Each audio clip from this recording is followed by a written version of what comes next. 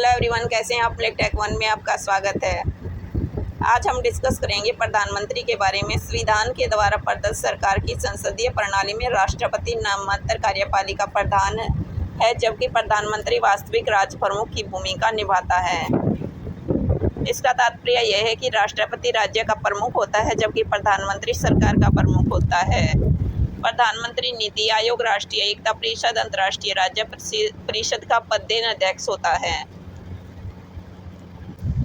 परंपरागत रूप से विशिष्ट मंत्रालय विभागों में प्रधानमंत्री अन्य को आवंटित नहीं करता। उन विभागों की जिम्मेदारी स्वयं प्रधानमंत्री की होती है। वे कौन से विभाग हैं? सामान्यतः प्रधानमंत्री निम्नलिखित विभागों की जिम्मेदारी लेता है: मंत्रिमंडल की नियुक्ति समिति, कार्मिक, लोक शिकायत व पेंशन मंत्रालय, परमाणु ऊर्जा विभाग तथा आंतरिक सुरक्षा विभाग, जिसका हेड पीएम खुद होता है।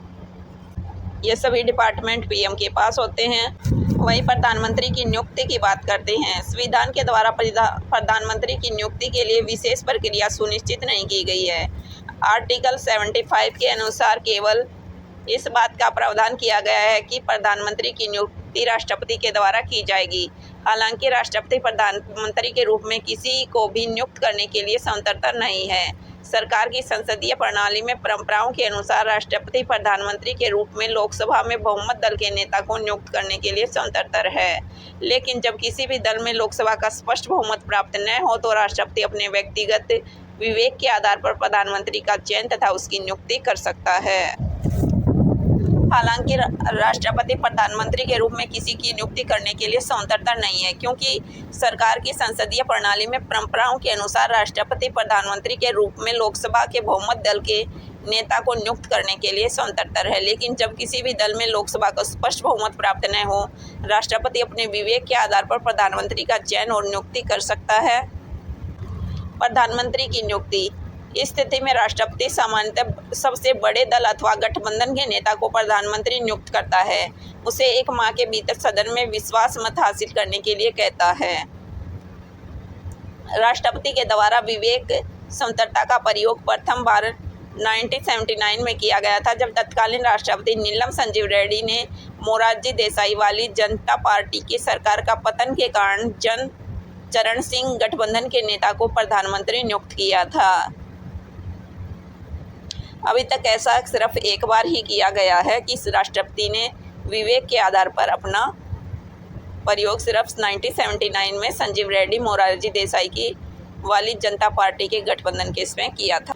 वहीं अगर हालांकि किसी निवर्तमान प्रधानमंत्री की मृत्यु पर यदि सत्ताधारी दल का एक नया नेता भी चुन सकता है, अगर किसी कारण प्रधानमंत्री की मृत्यु हो जाती है प्रधानमंत्री पद पर रहते हुए, तो वह नया नेता चुन सकता है। राष्ट्रपति के पास उसके प्रधानमंत्री नियुक्त करने के अलावा अन्य कोई विकल्प नहीं होता। सन 1980 में दिल्ली उच्च न्यायालय ने कहा था कि संविधान में यह आवश्यक नहीं कि व्यक्ति प्रधानमंत्री नियुक्त होने के पूर्व लोकसभा में अपना बहुमत सिद्ध करे।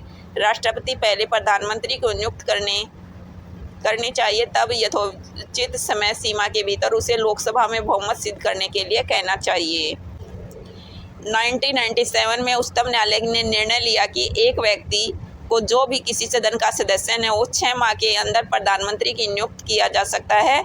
इस समय अवधि में उसे संसद के किसी भी सदन का सदस्य बनना पड़ेगा, अन्यथा वह प्रधानमंत्री के पद पर नहीं बना रह सकता, क्योंकि उसे या तो राज्यसभा के अंदर अपना सदस्यता ग्रहण करनी होगी या लोकसभा के अंदर। संविधान के अनुसार प्रधानमंत्री पद के दोनों सदनों में किसी भी सदस्य को हो सकता है कि उदाहरण के लिए इंदिरा गांधी 1966 में, देवगौड़ा 1966 में, मनमोहन सिंह 2004 और 2009 में राज्यसभा के सदस्य थे। दूसरी ओर ब्रिटेन के प्रधानमंत्री को निम्न सदन के अंदर हाउस ऑफ कॉमन का सदस्य होना ही चाहिए।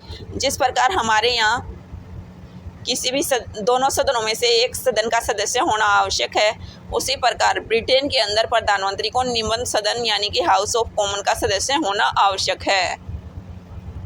वहीं प्रधानमंत्री की शपथ, पदावधि व वेतन की बात करते हैं। प्रधानमंत्री का पद ग्रहण करने के पूर्व राष्ट्रपति उसे पद की गोपनीयता की शपथ दिलाता है।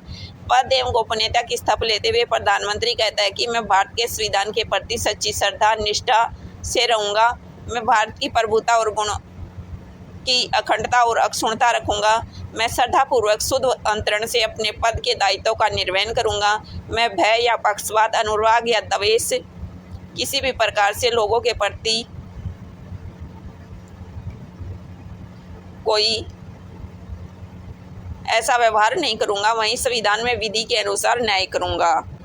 प्रधानमंत्री गोपनीयता की शपथ के रूप में कहता है कि मैं ईश्वर की शपथ लेता हूं, जो विषय मेरे विचार के लिए लाया गया है अथवा मुझे ज्ञात है, उसे किसी व्यक्ति या व्यक्तियों में तब तक उसके सिवाय जबकि ऐसे मंत्री के रूप में मैं अपने कर्तव्यों का सम्यक निर्वहन के लिए ऐसा अपेक्षित हो, मैं प्रत्यक्ष या अप्रत्यक्ष रूप से सहसूची या प्रकट नहीं करूंगा। प्रधानमंत्री का कार्यकाल निश्चित नहीं है तथा वह राष्ट्रपति के पश्चात पर्यंत अपने पद पर बना रहता है। हालांकि इसका अर्थ यह नहीं कि राष्ट्रपति किसी समय भी प्रधानमंत्री को उसके पद से हटा सकता है। वहीं प्रधानमंत्री को जब लोकसभा में बहुमत हासिल है तो राष्ट्रपति उसे बर्खास्त नहीं कर सकता। लोकसभा में अपना विश्वास मत खो देने पर ही उसे अपना त्यागपत्र देना होगा अथवा त्यागपत्र न देने पर राष्ट्रपति उसे बर्खास्त कर सकता है। प्रधानमंत्री के वेतन भत्ते संसद के द्वारा समय समय पर निर्धारित किए जाते हैं। वह संसद के सदस्यों को प्राप्त होने वाले वेतन व भत्ते प्राप्त करता है। प्रधानमंत्री की शक्ति और कार्यों के बारे में बात करते हैं तो प्रधानमंत्री के द्वारा जिन व्यक्तियों की सिफारिश की जाती है, राष्ट्रपति सिर्फ उन्हीं को मंत्री के रूप में नियुक्त करता है। प्रधानमंत्री अपनी इच्छा के अनुसार मंत्रियों तथा उसके विभाग आवंटित करता है और बदलाव भी कर सकता है।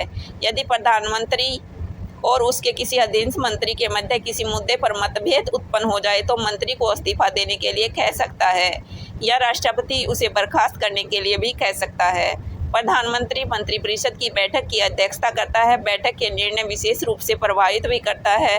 वह सभी मंत्रियों मार्गदर्शन निर्देश में नियंत्रण करता है और गतिविधियों में समन्वय स्थापित करता है। प्रधानमंत्री अपने पद से त्यागपत्र देकर मंत्रिपरिषद को भी समाप्त कर सकता है। प्रधानमंत्री मंत्रिपरिषद का प्रमुख होता है। अतः जब प्रधानमंत्री त्यागपत्र देता है अथवा उसकी मृत्यु हो जाती है तो अन्य मंत्री कोई कार्य नहीं कर सकते। प्रधानमंत्री की मृत्यु अथवा त्यागपत्र से मंत्रिपरिषद स्वयं ही विघटित हो जाता है।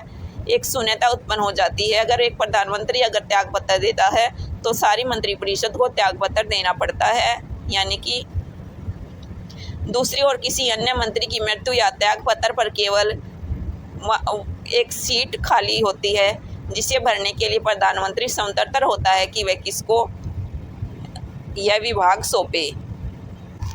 प्रधानमंत्री मंत्रिपरिषद के रूप में जेनी गन्स ने कहा है कि वह सूर्य के समान है जिसके चारों ओर ग्रह परिभ्रमण करते हैं। वह संविधान का सबसे प्रमुख आधार है। संविधान के सभी मार्ग प्रधानमंत्री की ओर से ही आते हैं। यही प्रधानमंत्री के बारे में छोटी सा डिस्कशन। अगर आपको पसंद आया तो आप वीडियो को लाइक, शेयर और चैनल को सब्सक्राइब करें। चलिए मिलते हैं नेक्स्ट वीडियो में किसी जो भी अजब से जुड़ी अपडेट के साथ। धन्यवाद।